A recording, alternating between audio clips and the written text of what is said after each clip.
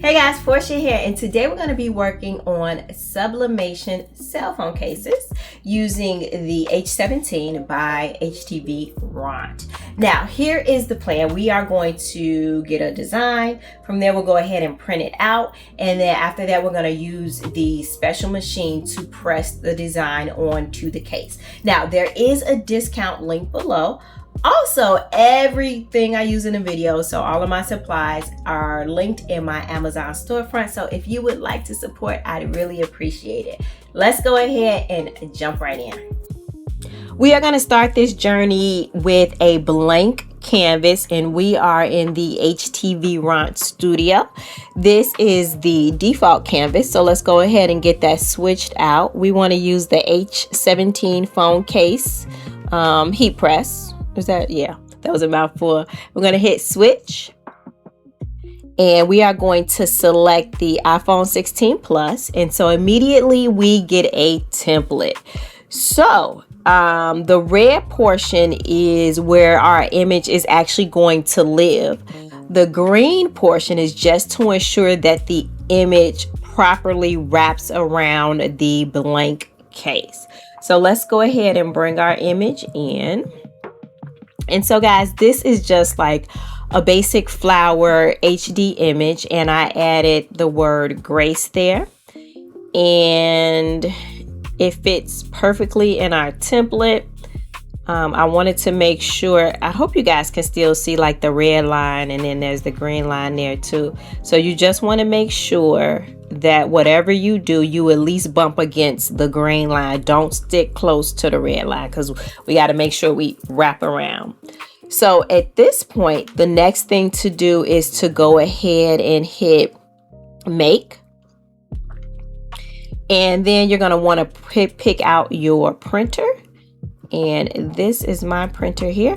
So guys, what I am going to do is just go ahead and get this printed out. Oh guys, I almost forgot to tell you a couple of notes before we print. This is the sublimation film that we are going to be able to transfer our design onto our blank case with. And so it comes like this in plastic, so you definitely want to keep it in the plastic when you store it to keep it away from the moisture. There are two sides, and we're actually going to be sublimating on the matte side. So the other side is glossy, and so when we run it through our printer, we want to ensure that it's matte and not the glossy side, so it's very easy to tell which is which. And this pack also comes with these little tabs. So if you have any problem with your printer registering the film here, what you're able to do is just take one of these tabs, stick it in the corner there, and it makes the film a little bit heavier so that your printer can recognize it. Also, if you find that that doesn't work, you're able to attach, say, another piece of paper to this, like with tape or something like that, so that the printer can recognize the weight, and then it'll slide through easily. For me, I have found that the little tab in the left bottom left hand corner works just fine. Now we can print, y'all. Here we have our image, and it is all printed out. Don't forget, if your design has text on it, be sure to mirror. And once again, to reiterate, don't print your actual image on the glossy side. It should be printed on the matte side. Let's go ahead and get our machine set up. So the machine has two different plates. We have the upper plate and the lower plate, and depending upon what you're pressing, you may have to set different temperatures for each plate, but this time we're okay because the upper and the lower require the same temperature. So let's go ahead and get our machine turned on. And red represents the lower plate, and we need the lower plate to be set at, oh, we're good there, 275. Yellow represents the upper plate, and we also need that to be set at 275, and we're good there, so it's heating up. Now when you go to the time button, yellow represents the heating up process, so we need it to heat up for 10 seconds. And then the red is actually how much time is needed for the press, and here we need 345 seconds. So we are all good there.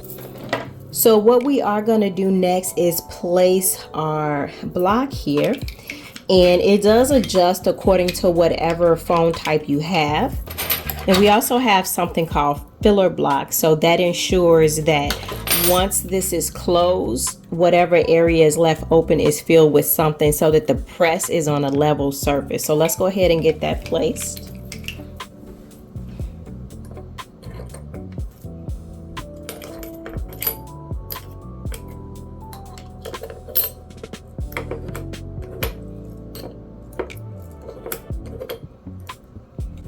All right, now that those are placed, we're going to go ahead and just let this preheat for a little while, maybe about 5 minutes.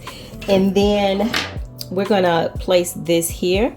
It's going to transfer a little bit of heat to our image. It allows it to dry further. So we can let that sit for approximately 5 minutes or so.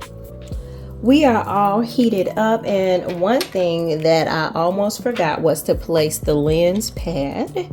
So we're gonna get that in there. And remember, everything I'm using in today's video will be linked below, so you guys don't have to try to write things down or whatnot. Get that out the way. All right, good. I'm gonna wipe this surface down again. I want none of my fingerprints. Let's go ahead and place our case.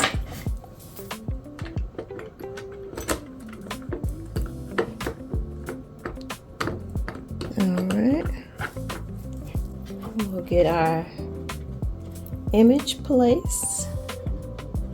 We want to make sure that it is nice and even. All right, that looks good. And now we can go ahead and get this closed. And then we're going to hit start. And during this process, it's going to vacuum seal the image around the blank. And then from there, it's going to go ahead and get everything pressed down. We are done. So let's see what we got.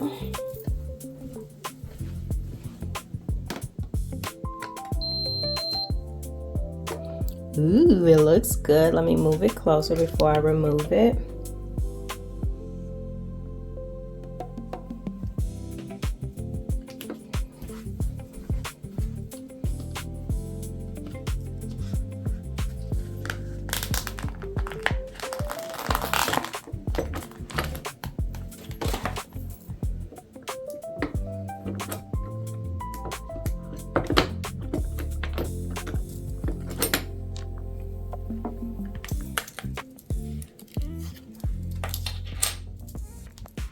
All right, there we go. Nice even pressure. I want to say I did make a mistake on a previous project, not putting those little plates in there, or the pads, to kind of help with the sizing. Make sure that you do that, because what happens is this will leave a gap in your pressing, and it could transfer onto your blank, so you don't want to do that. So make sure you use those spacers properly. Take the time. It only takes an extra couple of minutes to figure out what goes where. But yeah, we have the all-around wrap, every single side, and it is really easy, guys. And once again, everything is going to be found in my Amazon store. Alrighty guys, this is all I have for you today. I just want to share with you all how to sublimate a phone case using the H17 heat press. And you know what? I just noticed that I could have slid my image a little bit further over. So when you are placing that image down, make sure you take the time, especially if there's writing, to make sure it is in the place that you want it to be. But it's all good, y'all, because we can still read exactly what it says. Grace. If you have any questions or concerns, emotional outbursts, let me know. If you found the video helpful or just plain old entertaining, could you give it a like? But guys, stay colorful, stay creative, and always find joy in the little things you do. Until next time, peace.